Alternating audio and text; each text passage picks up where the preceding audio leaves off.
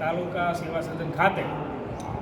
તો કલેક્ટર સાહેબને આવેદનપત્ર આપવામાં આવ્યું કે લીંબડીની બજારોની અંદર જે રસ્તા ખરાબ થઈ ગયા છે અને ખાડાઓ પડી ગયા છે એને તાત્કાલિક મૂરવામાં અને રિપેર કરવામાં આવે તેમજ જે લીંબડી રેલવે સ્ટેશન રોડ ઉપર જે બેંક ઓફ સૌરાષ્ટ્રની સામે એટીએમની સામે જે સરદી હાઈસ્કૂલના ખૂણા પાસે જે પોલ આવેલા છે લોખંડના, તો એ બરાબર એકદમ રોડ ઉપર છે, તો તેને એકદમ સાઈડમાં લેવા માટે